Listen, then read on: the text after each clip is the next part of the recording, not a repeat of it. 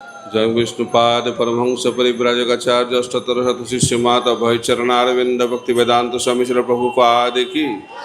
ISKCON बिबली भांडराचार्य divine grace Prabhupada की। जय विष्णुपाद परमहंस परिव्राजकाचार्य अष्टोत्तर शत शिष्य माता भक्ति सिद्धांत सरस्वती गोस्वामी ठाकुर प्रभुपाद की। अनंत कोटि वैष्णव बिंद की। नमाचार्य श्री हरिदास ठाकुर की। श्री जगन्नाथ बलदेव सुभद्रा महारानी की। रथ यात्रा महामहोत्सव की। श्री गौर निताय की। श्री हरिनाम संकीर्तन की। समवेत गौर भक्तविंद की। निताय गौर प्रेमानंदे। All glories to the assembled devotees, all glories to the assembled devotees, all glories to the assembled devotees, all glories, all glories, all glories to Guru and Gauranga, all glories to Srila Prabhupada. Om Jnana-timirandhasya Jnananjana-shalakaya Chakshurunmilitang Jena Tasmai Shri Gurave Namaha. Namo Vishnupadaya Krishna Prasthaya Bhutale Srimate Bhakti Vedanta Swaminiti Namine. Namaste Saraswate Deve Gauravani Pracharine Nirvishesha Sunnavadi Paschata Deshatarine.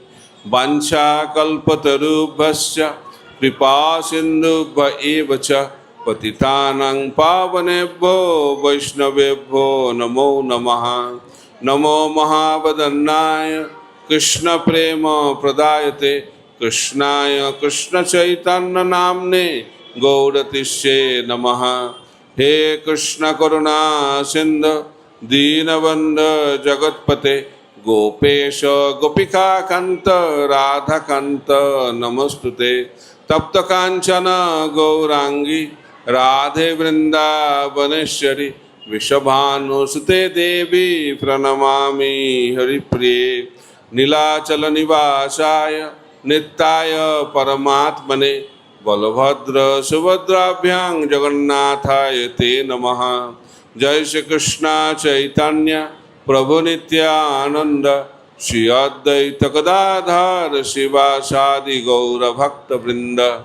Hare Krishna Krishna Krishna Hare Hare Hare Rama Rama Rama Hare Hare.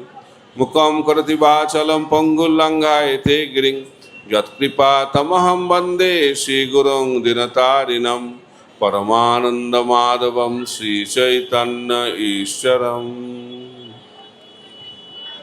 Hare Krishna. একসঙ্গে বলুন আপনারা উচ্চস্বরে হরে কৃষ্ণা হরে কৃষ্ণা কৃষ্ণা কৃষ্ণা হরে হরে হরে রাম রাম রাম হরে হরে। সমস্ত ভক্তবৃন্দকে অতিথিবৃন্দকে ইসকনের পক্ষ থেকে জানাই আন্তরিক অভিনন্দন এবং শুভেচ্ছা। তা আপনাদের মধ্যে কারা কারা এখানে রথযাত্রাতে অংশগ্রহণ করেছিলেন একটু হাত তুলবেন। আপনাদের রথযাত্রা কেমন লেগেছিল এবার? গতবারের থেকে ভালো না? এটা প্রশ্ন না করলেই ভালো। এখানে কেমন লাগছে আপনাদের গুন্ডিচা মন্দিরে? যদি ভালো লাগছে একটু জোরে বলবেন হরি বল। আপনারা কি চান এইভাবে রথযাত্রা হতে থাকুক? এর থেকে আরো বড় হোক রথযাত্রা? কারণ ভগবান ভক্তের সঙ্গে আদান প্রদান করতে খুব ভালোবাসেন। এই রথযাত্রা উৎসব হচ্ছে ভক্ত এবং ভগবানের মিলন উৎসব। কলিযুগে মানুষ মন্দিরে আসতে চায় না, তো সেই কারণে জগন্নাথ তিনি মন্দির থেকে বের হয়ে তিনি দুহাত বার করে সবাইকে আমন্ত্রণ জানাচ্ছে। সাধারণত ভক্তদের ভগবানের কাছে যাওয়া উচিত, কিন্তু কলিযুগে ভগবান জগন্নাথ স্বরূপে তিনি ভক্তের কাছে আসেন। তাই রথযাত্রা হচ্ছে ভক্ত এবং ভগবানের মিলন উৎসব। আপনারা জগন্নাথকে ভগবান হিসেবে মানেন? কারা কারা মানেন একটু হাত তুলবেন। খুব ভালো। তো জগন্নাথ যে স্বয়ং ভগবান কৃষ্ণ, এটা আপনারা মানেন? অনেকে হাত তুলছেন না। খুব ভালো। আপনারা কারা কারা চৈতন্য মহাপ্রভুকে ভগবান বলে মানেন? খুব ভালো। তো চৈতন্য মহাপ্রভু এবং জগন্নাথ দুজনেই কৃষ্ণ। যেই গৌর সেই কৃষ্ণ, সেই জগন্নাথ। তো কলিযুগে শিল প্রভুপাদ অসীম কৃপা করে আমাদেরকে দুই ভগবানকে প্রদান করেছেন। এক ভগবান হচ্ছেন জগন্নাথ, আর আরেকটি ভগবান হচ্ছেন চৈতন্য মহাপ্রভু। চৈতন্য মহাপ্রভুকে সন্তুষ্ট করার পন্থা হচ্ছে হরিনাম সংকীর্তন। নাচো গাও ভক্ত সঙ্গে কর সংকীর্তন, এমনই মধুর মহাপ্রভুর বচন। যদি আমরা চৈতন্য মহাপ্রভুকে সন্তুষ্ট করতে চাই, তাহলে কি করতে হবে? আমাদেরকে কি করতে হবে? হরিনাম করতে হবে। তা আপনারা কারা কারা গৃহে নিয়মিতভাবে ভগবানের দিব্য নাম হরে কৃষ্ণ মহামন্ত্র জপ করেন? হাত তুলবেন। কারা কারা 16 মালা জপ করেন? আচ্ছা, খুব ভালো। কারা কারা 16 মালা জপ করেন না? ঠিক আছে। তো রথযাত্রায় যারা অংশগ্রহণ করছেন তারা চেষ্টা করুন ধীরে ধীরে ভগবানের দিব্য নাম এই হরে কৃষ্ণ মহামন্ত্রকে জপ করার। তাই মহাপ্রভুকে সন্তুষ্ট করতে গেলে হরিনাম করতে হবে, আর জগন্নাথকে সন্তুষ্ট করতে গেলে কি করতে হবে? সেটা আরো সহজ। জগন্নাথ মহাপ্রসাদ আস্বাদন করতে হবে। মহাপ্রসাদ কেমন লাগে আপনাদের? খুব ভালো লাগে? খুব ভালো। তাই এই দুই ভগবান রথযাত্রার মাধ্যম দিয়ে এই জগতে ভগবত ধামে যাওয়ার পন্থা আমাদেরকে প্রদান করছেন এই কলিযুগে। কলিযুগে যদি আমাদেরকে ভগবত ধামে যেতে হয়, তাহলে দুটি কার্য করতে হবে। একটা, নৃত্য করতে হবে, আর নৃত্য করতে করতে যদি ক্লান্ত হয়ে খিদে পায়, তাহলে জগন্নাথ প্রসাদ গ্রহণ করতে হবে। অর্থাৎ ভগবত ধামে যাওয়ার পন্থা হচ্ছে নাচতে নাচতে খেতে খেতে ভগবত ধামে চলে যাওয়া। তা কারা কারা এরকম করতে চান? তো নাচতে নাচতে খেতে খেতে ভগবত ধামে যাওয়ার পন্থাটাই হচ্ছে কলিযুগের ধর্ম। কিন্তু অনেকে এটা না করে ধ্যান করতে চায়। এখানে কিছু দেখছি, কিছু ভক্ত হরিনাম করছেন এখন বসে বসে। যখন ভগবত কথা শুনবেন তখন হরিনাম না করাটাই মঙ্গলজনক, কারণ ভগবত কথা এবং হরিনামে কোনো পার্থক্য নেই। আর যদি কথা শোনার সময় হরিনাম করেন, তাহলে নামের চরণে অপরাধ হচ্ছে এবং ভগবত কথার চরণেও অপরাধ হচ্ছে। কোনোটাই ভালোভাবে হচ্ছে না। আমরা একসঙ্গে দুটো করে নিতে চাই, সময়ের বড় অভাব না। এই জন্য অনেকে জপে টাইম নেই, কখন জপ করব? ভাগবত ক্লাসে জপ করে নেব, না রান্না করতে করতে জপ করব, খেতে খেতে জপ করব। তাই এইভাবে জপ করলে অমনোযোগী জপ। অমনোযোগী জপ হচ্ছে অপরাধযুক্ত নাম, অর্থাৎ নাম তো হবে না, নামের চরণে আরো অপরাধ। তাই আমরা ভগবানের কথা যখন শুনব তখন একটু একাগ্র চিত্তে শুনতে হয়, কারণ একাগ্র চিত্তে যদি আমরা না শুনি তাহলে শ্রবণের ফল আমরা লাভ করতে পারবো না। তাই বলা হচ্ছে নিত্য সিদ্ধ কৃষ্ণ প্রেম সাধ্য কবু নয়, শ্রবণাদি শুদ্ধ চিত্তে করহ উদয়। শ্রবণ করতে হবে যদি কৃষ্ণ প্রেম পেতে চায়, কিন্তু সেটা কিভাবে করতে হবে? শ্রদ্ধা সহকারে। শ্রদ্ধা মানে একাগ্র চিত্তে শুনতে হবে। কলিযুগের মানুষের মন অত্যন্ত বিচলিত, তাই বিচলিত মনে আমরা ভগবানের কথা শুনতে পারি না। তাই মনকে শান্ত করতে হবে। তাই কৃষ্ণ ভক্ত শান্ত। কেন শান্ত? কৃষ্ণ ভক্ত নিষ্কাম, অতএব শান্ত। ভক্তি মুক্তি সিদ্ধিকামী, সকলেই অশান্ত। তো কৃষ্ণ ভক্তের লক্ষণটা কি? কৃষ্ণ ভক্তের লক্ষণ হচ্ছে, কৃষ্ণ ভক্ত হচ্ছে নিষ্কাম। নিষ্কাম মানে ভগবানের কাছে গিয়ে কোনো জাগতিক বিষয়ে প্রার্থনা করেন না, আমাকে এটা দাও, আমাকে ওটা দাও। এই জাগতিক চাওয়া পাওয়া সেটি ভক্তের লক্ষণ নয়। ভক্ত হচ্ছে নিষ্কাম। ভগবানের কাছে গিয়ে জাগতিক কিছু প্রার্থনা করা উচিত নয়। কেন? কারণ যদি কারো কাছে কোটি কোটি টাকা আছে, তার কাছে গিয়ে কেউ যদি বলে আমাকে 100 টাকা দিন, সকালের খাবারটা আমি জোগাড় করব, তো সেটা কি বুদ্ধিমানের কাজ হলো না বোকামি হলো? তাই মহাপ্রভু বলছেন যে আমাকে ভজনা করছে কিন্তু বিষয় চায়, আমা ভজে বিষয় মাঙ্গে, সে তো একটা মূর্খ।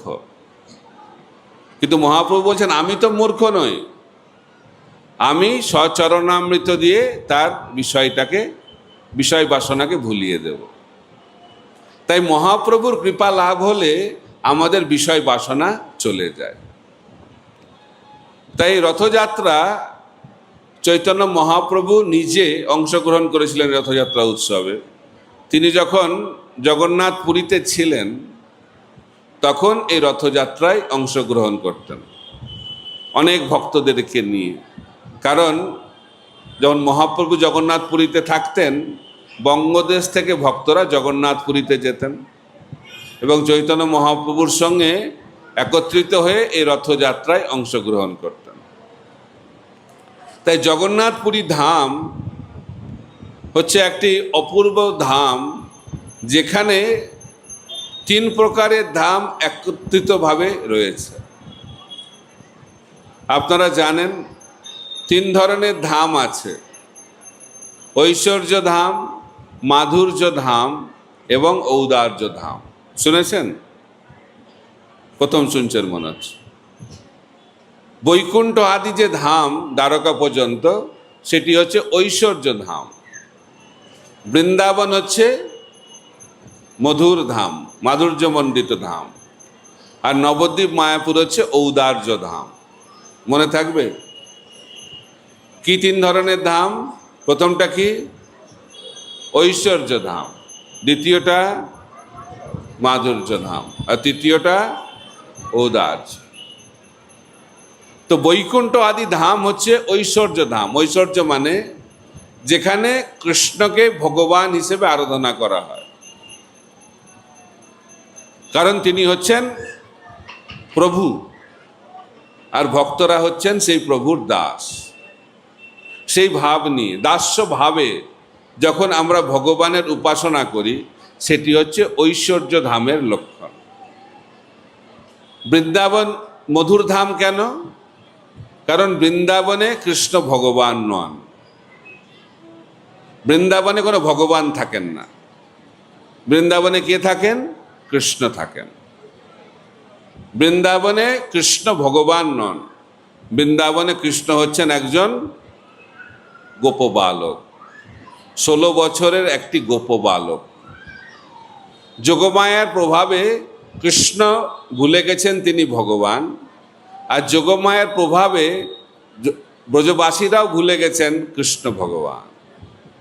কারণ ভগবানের সঙ্গে সম্বন্ধ নিবিড় হতে পারে না যখন আমরা তাকে ভগবান বলে জানব।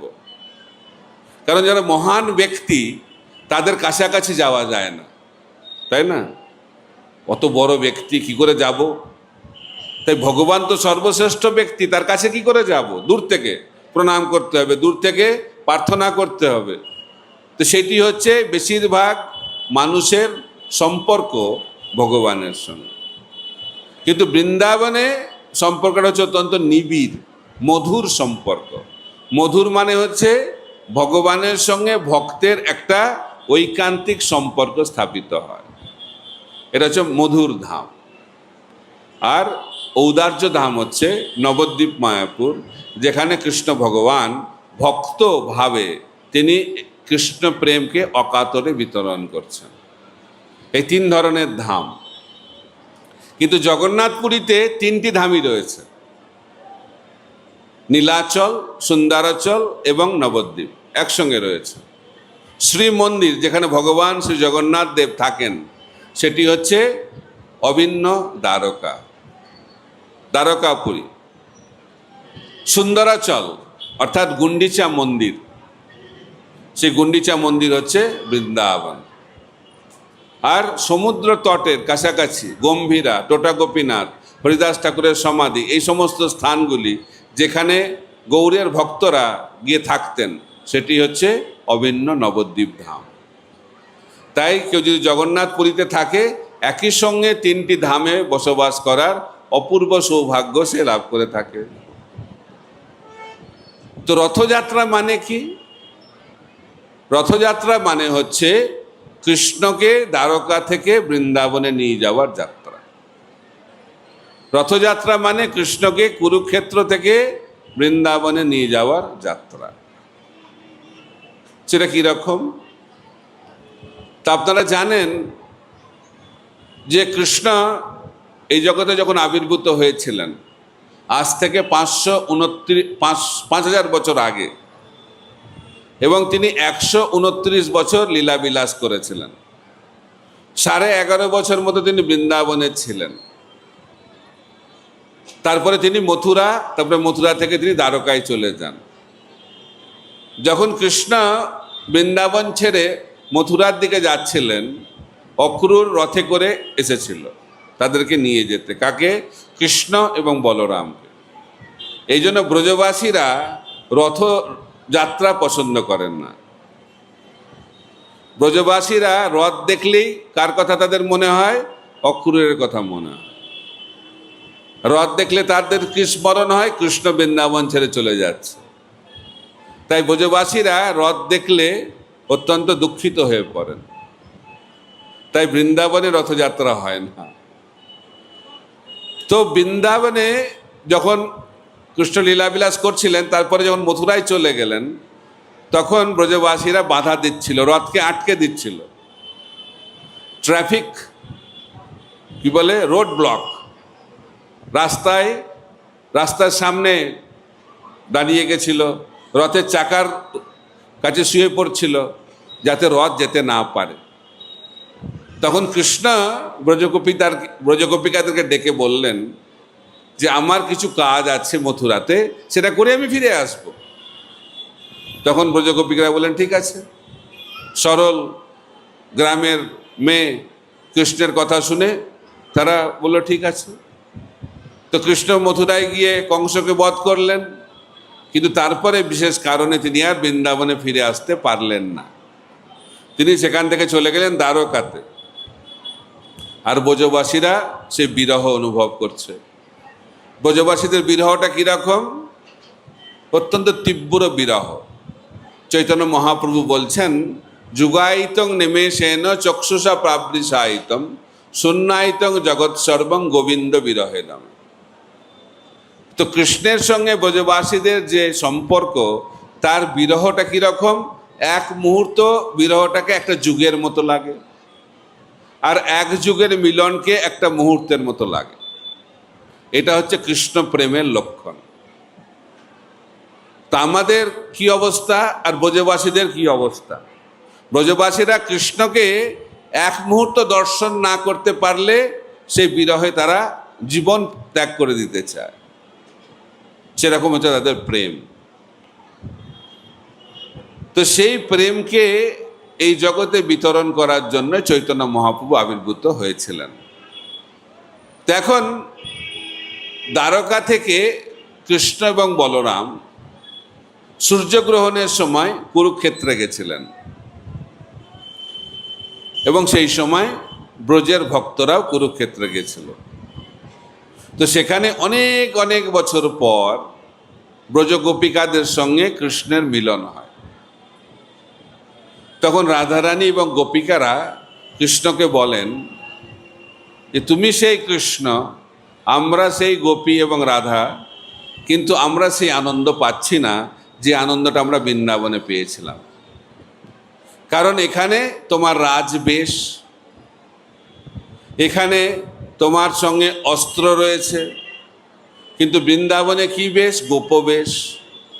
বৃন্দাবনে কোনো অস্ত্র নেই, বৃন্দাবনে মুরলি ধারণ করে থাকেন কৃষ্ণ।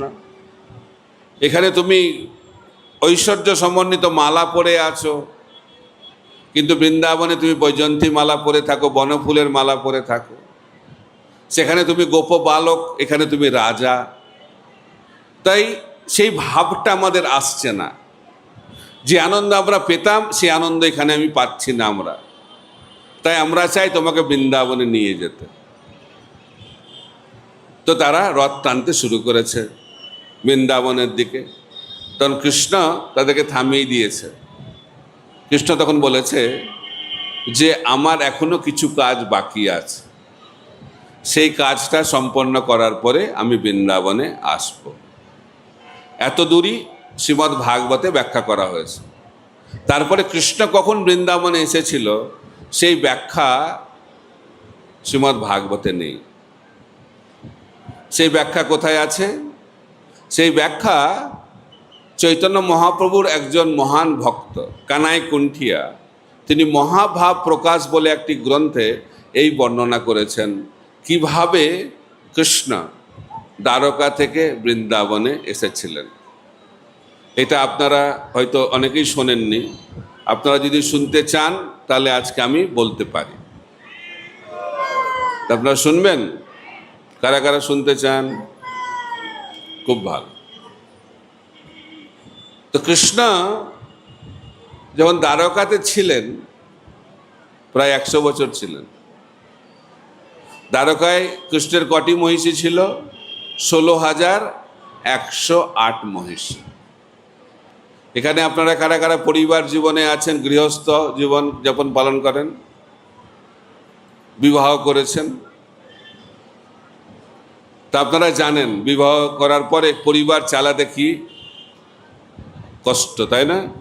একজন পতি পত্নী, একটা পত্নীর একটা পতিকে সামলানো আর একটা পতির একজন পত্নীকে সামলানো বিশেষ একটা কষ্টসাধ্য ব্যাপার। তো কৃষ্ণের কতি পত্নী ছিল? মাত্র 16,108টি। বোঝা যাচ্ছে কত বড় পরিবার? খুব বড় পরিবার। আর প্রতিটি পত্নীর জন্য কৃষ্ণ একটা করে রাজপ্রাসাদ তৈরি করে দিয়েছিলেন। কিরকম ভালো স্বামী না? এরকম স্বামী কেউ পাবে? কেউ পাবে। প্রত্যেকটা পত্নীর জন্য একটা ঘর না, প্রত্যেকটা পত্নীর জন্য এক একটা করে রাজপ্রাসাদ। আর সেই রাজপ্রাসাদ ইট পাথর দিয়ে তৈরি না, মণি মাণিক্য দিয়ে তৈরি।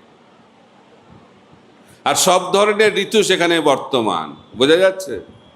এই টিউবলাইট জ্বালাতে হয় না সেখানে। সে অপূর্ব বর্ণনা রয়েছে দ্বারকার সেই সমস্ত রাজপ্রাসাদের। তো নারদ মুনি ভাবছেন যে আমার প্রভু কিভাবে এত সুন্দর সংসার সামলাচ্ছেন। নারদ মুনি তো ব্রহ্মচারী, ভাবছি কি করে সামলাচ্ছে এত পত্নীকে। দেখার জন্য এসে গেছে কোথায়? দ্বারকাতে। তো দ্বারকাতে এসে দেখছে নারদ মুনি যে প্রত্যেকটা রাজপ্রাসাদেই কৃষ্ণ রয়েছে। সব জায়গায় প্রতিটা রাজপ্রাসাদে যাচ্ছে, সব জায়গাতে কৃষ্ণ আছে। কি করে সম্ভব? কৃষ্ণ নিজেকে 16,108 রূপে বিস্তার করেছে। সেই কারণেই তিনি ভগবান। আমরা কেন ভগবান নই? কারণ আমরা সেই ধরনের কার্য করতে পারি না। ভগবানের কার্যকে বলা হয় লীলা, তাই না? আর আমাদের কার্যকে লীলা বলা হয় না, তাই তো? অন্য কিছু বলা হয়। তো আমাদের কার্য লীলা নয় কেন? আর ভগবানের কার্য লীলা কেন? যে কার্যের পেছনে নিজের কোনো উদ্দেশ্য থাকবে না, নিজের কোনো স্বার্থ থাকবে না, আমি কিছু পাবো সেই কার্য থেকে, সেই কার্যটাকে বলা হয় লীলা। কৃষ্ণ যখন কোনো কার্য করেন সেই কার্যের পিছনে ওনার কিছু চাওয়া পাওয়া থাকে না। কৃষ্ণ কেন কার্য করেন? ভক্তকে আনন্দ দেওয়ার জন্য। ভগবানের প্রতিটি কার্য হচ্ছে ভক্তকে আনন্দ দেওয়ার জন্য, সেই কারণে ভগবানের প্রতিটি কার্য হচ্ছে লীলা। আর আমাদের কার্য লীলা নয় কেন? কারণ আমরা যখনই কোনো কার্য করি আমরা ভাবি এখান থেকে আমি কি পাব। ভক্তি করতে এসেও আমরা ভাবি কি পাব। কেউ ভাবে শান্তি পাব, কেউ ভাবে জাগতিক ঐশ্বর্য পাব, কেউ ভাবে ভগবত ধামে যাব, কেউ ভাবে মুক্তি পাব, কিছু না কিছু পেতে হবে। যদি বলা হয় জব কেন করব, জব কেন, যদি জব করতে বলা হয় তো প্রশ্নটাই জব কেন করব? জব করলে আমি কি পাবো? চাকরি পাবো নাকি? জব করলে চাকরি পাওয়া যায়? একবার একজন ব্যক্তি চাকরি পেয়েছে কিন্তু চাকরিতে প্রমোশন হচ্ছে না, ঠিক আছে? তো একজন ভক্ত বলছে আপনি ভালো করে জব করুন, ভগবান সব ইচ্ছা পূর্ণ করে। তো জব শুরু করেছে, 16 মালা জব শুরু করে দিয়েছে, আর চাকরিতে প্রমোশন হয়ে গেছে। বলছে বাহ, ভালো তো, নাম করে লাভ আছে দেখছি। তো নামের প্রতি একটা আলাদা শ্রদ্ধা হয়ে গেছে। তাহলে ভাবছে 16 মালা জব করে প্রমোশন হয়ে গেল, তাহলে যদি 32 মালা করি তাহলে ডবল প্রমোশন হবে, ঠিক না? তো 32 মালা শুরু করে দিয়েছে, কিছুদিন পরে চাকরিটা চলে গেছে। এখন কি হবে তাহলে? তবে ক্লাসটা দিচ্ছিলাম, একজন মাতাজি বলছে তাহলে এখন ভাই 64 মালা করতে হবে, তাহলে আবার চাকরিটা হয়তো ফিরে পেতে পারে। তো এখন আমরা ভাবছি জব কেন করছি? আমরা কিছু পাবো। শরীর খারাপ হলেও আমরা ভগবানের কাছে যাই। কখন যাই? প্রথমে ভগবানের কাছে যাব না, যখন সব কিছু আমাদের ফেল হয়ে যাবে তখন আমরা ভগবানের কাছে যাই, তাই তো? শরীর খারাপ হলে ডাক্তারের কাছে যাই, কার কাছে? অ্যালোপ্যাথি। অ্যালোপ্যাথি কাজ না করলে হোমিওপ্যাথি, হোমিওপ্যাথি কাজ না করলে ন্যাচারোপ্যাথি, ন্যাচারোপ্যাথি কাজ না করলে তিরুপতি। ভগবানের কাছে যখন কোনো কিছু কাজ করবে না ভগবানের কাছে যাব। তার ভগবান হচ্ছে আমাদের সমস্যা সমাধান করবে। আমার সমস্যা সমাধান করলে ভগবান খুব ভালো, আর সমস্যার সমাধান না করলে ভক্তি করে কী লাভ?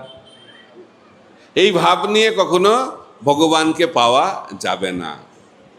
তাই ভগবানকে পেতে গেলে এই জাগতিক কামনা বাসনা ছাড়তে হবে। তো যাই হোক, কৃষ্ণ নিজেকে 16,108টি রূপে বিস্তার করেছেন দ্বারকাতে, আর মহিষেরা খুব সুন্দর সেবা করে। কিন্তু তা সত্ত্বেও কৃষ্ণর মনটা কোথায় পড়ে থাকে? বৃন্দাবনে, বৃন্দাবনে পড়ে থাকে। আর রাত্রেবেলায় তো ঘুমাতেই পারে না, রাত্রেবেলায় চিৎকার করে। মহিষেরা ভাবে কি হলো রে বাবা? আর কার নাম ধরে চিৎকার করে? যশোদা মা, নন্দ মহারাজ, গাভীদের নাম, তারপরে বিশেষ করে গোপিকাদের নাম, আর বিশেষ করে রাধারানীর নাম। এই হচ্ছে কৃষ্ণের অবস্থা। তো একদিন কি হয়েছে? একদিন কৃষ্ণ এরকম বৃন্দাবনে চিন্তা করতে করতে অচেতন হয়ে ভূমিতে পড়ে গেছে। তো সেই সময় সেখানে ছিল নারদ মুনি এবং উদ্ধব।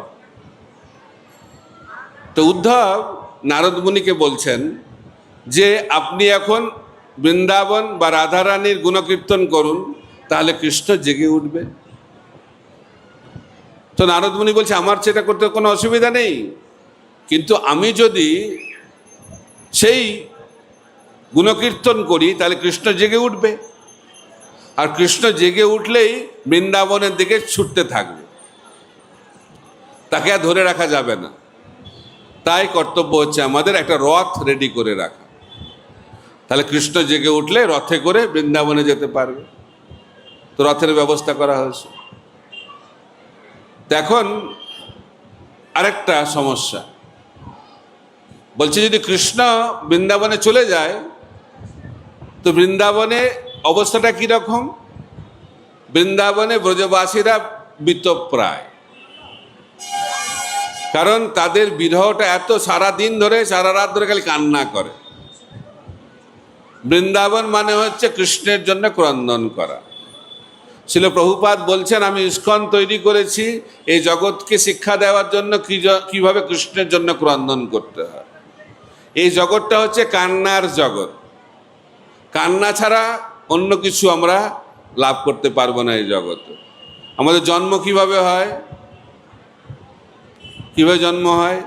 যে জন্ম দেয় সে কান্না করে, আর যে জন্ম নেয় সেও কান্না করে। আর ডাক্তার যদি দেখে দুজনে কান্না করছে না, বলে কান্না করো, কান্না না করলে অ্যাবনর্মাল, আর কান্না হয়ে গেলেই নাও নর্মাল ডেলিভারি হয়ে গেছে। অর্থাৎ আমাদের জন্মটা কিভাবে হয়? কান্না করতে করতে। মৃত্যুটা কিভাবে হয়? কান্না করতে করতে। আর সারা জীবন কি হয়? কান্না। তাই কান্নার কোনো বিকল্প নেই। অনেকে বলে এই জগৎটা দুঃখময় কেন? কারণ এই জগৎটা দুঃখের জন্য তৈরি করা হয়েছে, এই জগৎটা কান্না করার জন্যই তৈরি করা হয়েছে। কেন? আমরা হচ্ছে কৃষ্ণ বিমুখ। কৃষ্ণ বিমুখ মানুষদের জন্য এই জগৎকে তৈরি করা হয়েছে, তো কান্না করতে হবে। এই জগতের জন্য যখন আমরা কান্না করবো, বারবার জন্ম মৃত্যু জরাব্যাধির চক্রে আমাদেরকে আবর্তিত হতে হবে। আমরা এই জগতে কেন আবর্তিত হচ্ছি বারবার? কারণ আমরা কান্না করছি বলে। কিন্তু যখন আমরা কৃষ্ণের জন্য ক্রন্দন করব, কৃষ্ণের বিরহে ক্রন্দন করব, তখন কি হবে? জন্ম মৃত্যু জরাব্যাধির চক্রটা স্তব্ধ হয়ে যাবে, আর চিন্ময় ধামের দ্বার সেটা উদ্ঘাটিত হবে, আমরা ভগবত ধামে চলে যেতে পারব। তাই বৃন্দাবন মানে কৃষ্ণের জন্য ক্রন্দন করা। বোঝা যাচ্ছে? এখন যদি কৃষ্ণ চলে যায় বৃন্দাবনে, যদি ব্রজবাসীদের এরকম অবস্থা দেখে, তাহলে কৃষ্ণ তার শরীর ত্যাগ করবে, তাকে আর ফিরিয়ে আনা যাবে না। তাই কৃষ্ণকে আগে বৃন্দাবনে পাঠানো যাবে না। তাই কৃষ্ণ যাওয়ার আগে অন্য একজনকে যেতে হবে খবর দিতে যে কৃষ্ণ বৃন্দাবনে আসছে। তো কে যাবে? কে যাবে? তখন নারদ মুনি উদ্ধবকে বলছে, আপনি যান। উদ্ধব বলছে, আমি যেতে পারি, কিন্তু আমি গেলে বিশেষ কাজ হবে না। কেন হবে না? আমি অতীতেও বৃন্দাবনে গেছিলাম। উদ্ধব হচ্ছে বিদগ্ধ পণ্ডিত, কৃষ্ণের মতো দেখতে, ওনাকে দেখলেই কৃষ্ণ স্মরণ হয়। বৃন্দাবনের বাইরে তিনি হচ্ছেন কৃষ্ণের সর্বশ্রেষ্ঠ ভক্ত। সেই উদ্ধব গেছিল কি করতে? ব্রজবাসীদেরকে সান্ত্বনা দিত। তো সান্ত্বনা দিতে গেছে, কৃষ্ণ পাঠিয়েছে, তো কেন কান্নাটা বন্ধ করো। তো এই জগতে মানুষ যখন কান্না করে, জাগতিক বিষয়ে কান্না করে। কেউ বাবা মারা গেছে, ঠাকুরদা মারা গেছে, মা মারা গেছে, আত্মীয় স্বজন মারা গেছে, টাকা হারিয়ে গেছে, চাকরি চলে গেছে, বিভিন্ন কারণে আমরা কান্না করি। তো সেই কান্নাকে থামানোর জন্য আমাদের আধ্যাত্মিক গুরুর প্রয়োজন। কিন্তু উদ্ধব ভাবছে যে আমি এদের কান্না কি করে থামাতে বলবো, এরা তো কৃষ্ণের জন্য ক্রন্দন করছে, আর শাস্ত্র অনুযায়ী কৃষ্ণের জন্য ক্রন্দন করাটা হচ্ছে জীবনের সিদ্ধি। তাই আমার সান্ত্বনা দেওয়ার যে কার্য সেটা আমি করতে পারলাম না। আমি ব্রজবাসীদেরকে বললাম আরও ক্রন্দন করো কৃষ্ণের জন্য, আর আমি বলে এলাম আমি ফিরে গিয়ে কৃষ্ণকে অবশ্যই বৃন্দাবনে পাঠাবো। কিন্তু উদ্ধব বলছে, আমার কথা তো কৃষ্ণ শোনে না, আমার সব কথা শোনে, কিন্তু এই অনুরোধ তো শুনতেই চায় না। তো এখন গিয়ে যদি আমি আবার বলি যে কৃষ্ণ আসছে, তাহলে ব্রজবাসীরা বলবে তুমি তো একজন মিথ্যাবাদী, আগেও তুমি আমাদেরকে ভুল কথা বলে গেছো, এখন এসে আবার আমাদেরকে ভুল বোঝানোর চেষ্টা করছো, তাই তোমার কথা আমি বিশ্বাস করব না। তাই উদ্ধব বলছে আমি তো যেতে পারবো না। তাহলে কে যাবে? তো বলরাম যেতে পারে। সেখানে বলরাম এসে উপস্থিত হয়েছে। তো বলরাম বলছে আমি যেতে পারি, কিন্তু আমি গেলেও বিশেষ কাজ হবে না। কারণ অতীতে আমিও গেছিলাম বৃন্দাবনে, তো ব্রজবাসীদেরকে সান্ত্বনা দিয়ে এসেছিলাম, যে আর বলে এসেছিলাম আমি কৃষ্ণকে পাঠিয়ে দেবো বৃন্দাবনে। কিন্তু কৃষ্ণ আমার সব কথা শোনে, কিন্তু এই কথাটা শুনতেই চায় না, যেতেই চাইছে না বৃন্দাবন। তা আমি যদি আবার গিয়ে ব্রজবাসীদেরকে বলি একই সমস্যা, আমার কথাই তারা বিশ্বাস করবে না। তাহলে কি হবে? এখন ধর্ম সংকট, কৃষ্ণ শুয়ে আছে, রথ রেডি, কিন্তু কে যাবে বৃন্দাবন? এই ধর্ম সংকটে সুভদ্রা দেবী সেখানে আবির্ভূত হয়েছেন। সুভদ্রা দেবী বলছে আমি যাব। বলছে আমি তো মহিলা, আমি যশোদা মার কাছে গিয়ে তার কোলে বসে তার চোখের জল মুছিয়ে দেব। আর বলবো যে কৃষ্ণ আসছে, আসতে একটু দেরি হচ্ছে কেন? কারণ অনেকে তাকে স্বাগত জানাচ্ছে, সেই কারণে তার আসতে দেরি হচ্ছে। তাই আপনারাও কৃষ্ণকে স্বাগত জানানোর জন্য প্রস্তুত হন। আমি যেহেতু মহিলা, তাই ব্রজগোপিকারাও আমার কথা বিশ্বাস করবে। তখন তারা বলছে, বাহ, খুব ভালো আইডিয়া, তো সমস্যার সমাধান হয়ে গেল। তখন বলরাম বলছে, সুভদ্রা যখন যাচ্ছেই, ওকে তো একা পাঠানো ঠিক না, ও তো একটা মহিলা, আমি তার সঙ্গে যাই। বলছে ঠিক আছে, তাহলে বলরাম এবং সুভদ্রা তারা যাবে। তো আরও দুটো রথ ব্যবস্থা করা হয়েছে, বলরামের রথ আর সুভদ্রা দেবীর রথ। তো আগে বলরাম, তারপরে সুভদ্রা দেবী বৃন্দাবনের উদ্দেশ্যে যাত্রা শুরু করেছে। তাই রথযাত্রায় অনেকে প্রশ্ন করে, জগন্নাথ তো ভগবান, পরম পুরুষোত্তম, তার রথটা শেষে যাচ্ছে কেন? তার রথটা তো আগে যাওয়া উচিত। আরে যে প্রধান লোক, সে কখন আগে যায়নি? যখন কোনো জায়গায় প্রধানমন্ত্রী মুখ্যমন্ত্রী আসে, আগে ওনারা এসে যায় না, ওনারা সবার শেষে আসে। তার আগে ওনার সেক্রেটারিরা সব চেক করবে সব ঠিকঠাক আছে কিনা। তাই বলরাম হচ্ছেন ভগবানের প্রধান সেক্রেটারি। তাই বলরাম এবং সুভদ্রা দেবী বৃন্দাবনের উদ্দেশ্যে যাত্রা করলেন। তারা বৃন্দাবনের দিকে যখন যাচ্ছেন, বৃন্দাবনের চিন্তায় মগ্ন। আর যখন বৃন্দাবনের বর্ডারে এসে পৌঁছে গেছেন, বৃন্দাবনকে দর্শন করেছেন, ব্রজবাসীদেরকে দর্শন করেছেন, তাদের কৃষ্ণ প্রেম জাগরিত হয়েছে এবং তাদের শরীরটা আস্তে আস্তে কি হচ্ছে, বিকারগ্রস্ত হয়ে যাচ্ছে। হাত পাগুলো শরীরের মধ্যে ঢুকে যাচ্ছে, চোখগুলো বড় বড় হয়ে গেছে, স্তব্ধ হয়ে গেছে, মূর্তির মতো, পাথরের মতো তারা দাঁড়িয়ে পড়েছে এবং বৃন্দাবনের ভূমিতে পতিত হয়েছে। এটা হচ্ছে বলদেব এবং সুভদ্রা দেবীর অবস্থা বৃন্দাবনে। এখন কৃষ্ণ দ্বারকাতে শুয়ে আছে। যেহেতু বলরাম এবং সুভদ্রা চলে গেছে, তখন নারদ মুনিকে বলা হচ্ছে, আপনি এখন রাধারানীর গুণকীর্তন করুন, বৃন্দাবনের গুণকীর্তন করুন। তো নারদ মুনি রাধারানীর এবং বৃন্দাবনে গুণকীর্তন করছে। যখন করছে, তখন কৃষ্ণ জেগে উঠেছে, সঙ্গে সঙ্গে জেগে উঠেছে। আর কৃষ্ণ জেগে উঠে বলছে, আমার বাঁশিটা কোথায়, বাঁশিটা কোথায়? বলছে, নিশ্চয়ই ওই গোপীরা চুরি করেছে। আবার বাঁশিটা যখন বাঁশি খুঁজছে, তখন সামনে দেখছে উদ্ধব এবং নারদ মুনি। উদ্ধব এবং নারদ মুনিকে দেখে কৃষ্ণ বলছে, আরে তোমরা এখানে কি করছো বৃন্দাবনে? তখন উদ্ধব নারদ মুনি বলছে, এটা বৃন্দাবন না, এটা দ্বারকা।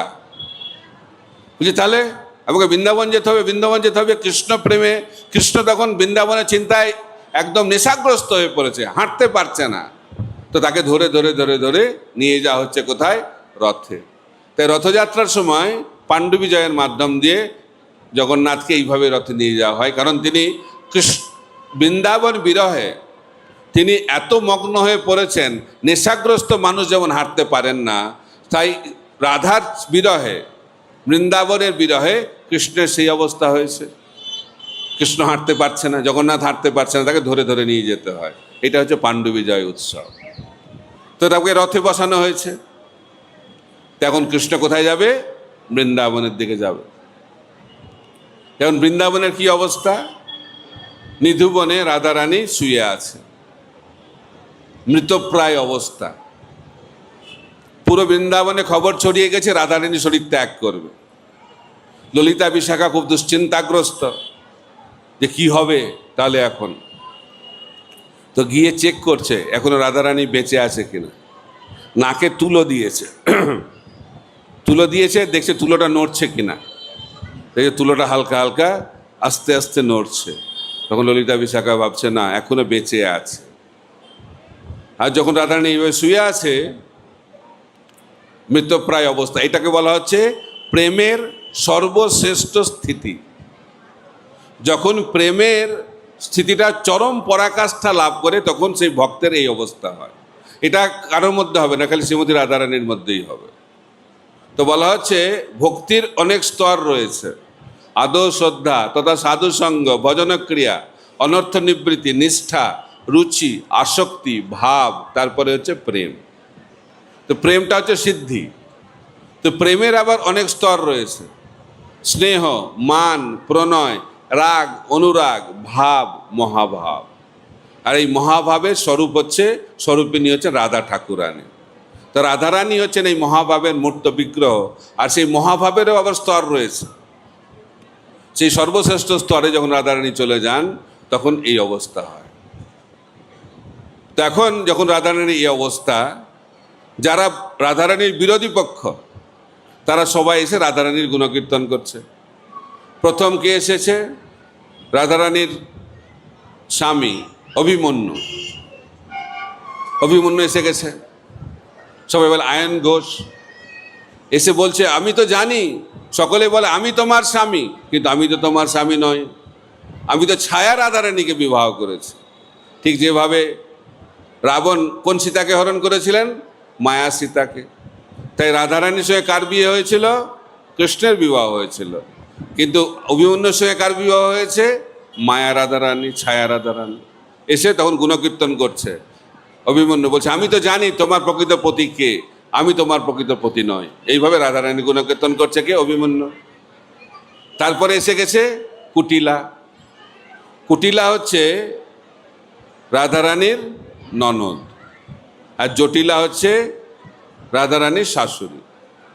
শাশুড়ি আর ননদের সঙ্গে বৌমাদের খুব একটা জমে না, তাই না? এই জগতেও দেখা যায়, সবসময় ঝগড়া হয়। এটা চিন্ময় জগৎ থেকেই আসছে। তো রাধারানীর সঙ্গে জটিলা কুটিলার খুব একটা মিল খায় না, সবসময় সন্দেহ করে। জটিলা কুটিলা সবসময় পিছনে লেগে থাকে, কখন রাধারানীকে ধরবে, কৃষ্ণের সঙ্গে মিলিত হবে যখন, তাকে ধরতে হবে। আর কুটিলা ঘোষণা করেছে, ব্রজে যদি কেউ সতী নারী থাকে সে হচ্ছে সে। আর রাধারানী তো একদম অসতী। এটা কৃষ্ণর খুব একটা ভালো লাগে না শুনতে, কারণ কৃষ্ণ তো জানেন পরম সতী হচ্ছে শ্রীমতী রাধারানী। তো সেটাকে প্রমাণ করার জন্য কৃষ্ণ একবার জ্বর লীলা করেছে। তার জ্বর হয়েছে, যেমন জগন্নাথের জ্বর হয় সানযাত্রার পরে, তো কৃষ্ণেরও জ্বর হয়েছে। তো কোনো ওষুধ কাজ করছে না, সব ডাক্তার ফেল। তখন কৃষ্ণকে জিজ্ঞেস করা যে কীভাবে এটা ছাড়বে, তখন কৃষ্ণ বলছে, যদি কোনো সতী নারী যমুনা থেকে একটা পাত্রে করে জল নিয়ে আসবে। পাত্রটা কীরকম? পাত্রতে অনেক ছিদ্র থাকবে, শত ছিদ্রযুক্ত পাত্র। আর সেই ছিদ্রযুক্ত পাত্রে জল নিয়ে আসতে হবে যমুনা থেকে, আর এক ফোঁটা জলও যেন না পড়ে। সেই জল যদি নিয়ে আসে তাহলে সেই জলে স্নান করলে আমার জ্বর সেরে যাবে। তো কে আনবে? কুটিলা, সতী নারী। তো কুটিলা আনতে গেছে, সমস্ত জল সঙ্গে সঙ্গে পড়ে গেছে। আর সকলে হাসাহাসি করছে, কেউ আর আনতে পারছে না, কীভাবে জল আনতে পারবে? তখন কি হয়েছে? রাধারানীকে বলা হয়েছে। তো রাধারানী এখন জল আনতে যাচ্ছে। তো রাধারানী কৃষ্ণকে স্মরণ করতে করতে জল আনতে যাচ্ছে, আর যমুনা থেকে জল তুলেছে, এক ফোঁটা জলও পড়ছে না। সেই জল নিয়ে এসে কৃষ্ণকে দিয়েছে এবং কৃষ্ণের জ্বর সেরে গেছে। এইভাবে কৃষ্ণ প্রমাণ করলেন শ্রীমতী রাধারানী হচ্ছেন পরম সতী। এই লীলা কে বলছেন? কুটিলা। কাকে বলছে? রাধারানীকে শোনাচ্ছে। যখন কেউ এই দেহত্যাগ করে না, দেহত্যাগের পরে সবাই ভালো হয়ে যায়। দেখবেন মৃত্যুর পরে সবাই ভালো হয়ে যায়। যখন বেঁচে থাকে খুব গালাগালি খায়, কিন্তু মরে যাওয়ার পরে কি ভালো ছিল, কি ভালো ছিল, ভক্ত সমাজে ওটা দেখা যায়। তাই বেঁচে থাকার সময় গুণকীর্তন করলে ভালো, মৃত্যুর পরে করলে তো ভালোই, কিন্তু মৃত্যুর আগে গুণকীর্তন করা উচিত। তো তারপরে এসে গেছে চন্দ্রাবলী। চন্দ্রাবলী বিরোধী পক্ষের গোপী। তো যত গোপী আছে তার মধ্যে দুটি দল রয়েছে, ডান পক্ষ আর বাম পক্ষ। জানেন তো আপনারা? জানেন না? দুই দলের গোপী। বাম পক্ষের নেত্রী হচ্ছেন শ্রীমতী রাধারানী, আর ডান পক্ষের নেত্রী হচ্ছেন চন্দ্রাবলী।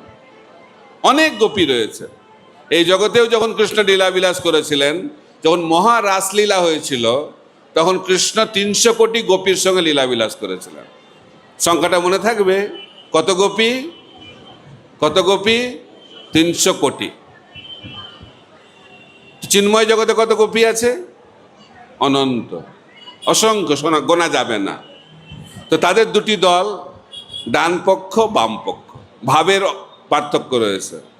যারা ডান পক্ষের গোপী তারা কি ভাবেন? তারা ভাবেন আমরা হচ্ছি কৃষ্ণের, এটা ভাব। আমরা কার? কৃষ্ণের। এটা হচ্ছে ডান পক্ষের ভাব। আর বাম পক্ষের কি ভাব? বাম পক্ষের ভাব হচ্ছে কৃষ্ণ আমার, এটা হচ্ছে বাম পক্ষের ভাব। তাই বাম পক্ষের ভাবের দ্বারা কৃষ্ণ বেশি আকৃষ্ট হয়। তাই সেই কারণে রাধারানী হচ্ছেন সর্বশ্রেষ্ঠা গোপী। তো চন্দ্রাবলী এসে রাধারানীকে বলছেন যে কৃষ্ণ তো আমার সঙ্গে মিলিত হতে আসে, তুমি ভাবছো যে কৃষ্ণ আমার সঙ্গে মিলিত হয়ে আনন্দ পাচ্ছে না। কৃষ্ণ আমার সঙ্গে থাকলেও কার কথা চিন্তা করছে? তোমার কথাই চিন্তা করছে। চন্দ্রাবলী কাকে বলছে? রাধারানীকে। তো কেন আমার কাছে আসে? তোমার রাগটাকে বাড়ানোর জন্য, তোমার বিরহকে বাড়ানোর জন্য। তো সেই কারণে তুমি হচ্ছে সর্বশ্রেষ্ঠা গোপী। তো এইভাবে চন্দ্রাবলী শ্রীমতী রাধারানীর গুণকীর্তন করছেন। তো সেই সময় কৃষ্ণের রথ এসে পৌঁছে গেছে বৃন্দাবন, ঠিক আছে? তো কৃষ্ণ বৃন্দাবনের এই অবস্থা দেখে তো তার মধ্যে প্রেম জাগরিত হয়েছে।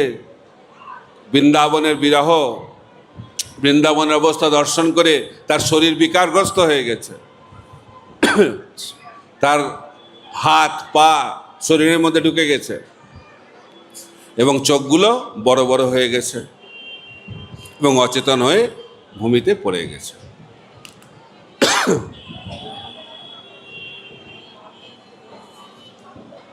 যখন কৃষ্ণ এইভাবে বৃন্দাবন বিরহে অচেতন হয়ে পড়ে যায় এবং তার শরীর বিকারগ্রস্ত হয়, সেটি হচ্ছে জগন্নাথের রূপ। এটা হচ্ছে সর্বশ্রেষ্ঠ রূপ। রাধা বিরহ বৃন্দাবন বিরহের স্বরূপ। তো সেখানে যখন কৃষ্ণ অচেতন হয়ে পড়ে গেছে, তখন বায়ু প্রবাহিত হচ্ছে, বায়ু, হাওয়া, এবং কৃষ্ণের শরীরের সুগন্ধ রাধারানীর নাকের মধ্যে প্রবেশ করেছে। যখনই প্রবেশ করেছে তখন রাধারানী বুঝতে পেরেছে কৃষ্ণ এসে গেছে। ললিতা বিশাখা গিয়েও কানে কানে গিয়ে বলেছে কৃষ্ণকে, রাধারানীকে, যে কৃষ্ণ এসে গেছে। তখন রাধারানী জেগে উঠেছে। আর রাধারানীর সংস্পর্শে আসার ফলে কৃষ্ণ কাছে গিয়ে ব্রজগোপিকারা বলছেন রাধারানী এখানে আছে। তখন কৃষ্ণও জেগে উঠেছে। তখন রাধা এবং কৃষ্ণের মিলন হয়েছে এবং তারপরে ব্রজগোপিকারা রাধা কৃষ্ণের মঙ্গল আরতি করে তাদের সেবা করে আবার নিজের নিজের জায়গায় ফিরে গেছে। এইভাবে কৃষ্ণ বৃন্দাবনে ফিরে এসেছিলেন। এটি হচ্ছে রথযাত্রা। রথযাত্রা মানে কৃষ্ণ দ্বারকা থেকে বৃন্দাবনে ফিরে এলেন। তাই গৌড়ীয় বৈষ্ণবরা যখন রথযাত্রা করেন তখন এই ভাব নিয়ে রথযাত্রা করেন, কিভাবে কৃষ্ণকে আমরা বৃন্দাবনে নিয়ে আসতে পারব। সময় হয়ে গেছে। হরে কৃষ্ণ কৃষ্ণ কৃষ্ণ হরে হরে, হরে রাম রাম রাম হরে হরে। রথযাত্রা মহামহোৎসব কি, জগন্নাথ স্বামী কি, বলদেব প্রভু কি, সুভদ্রা দেবী কি, নিতাই গৌর প্রেমানন্দে। হরি হরি বল।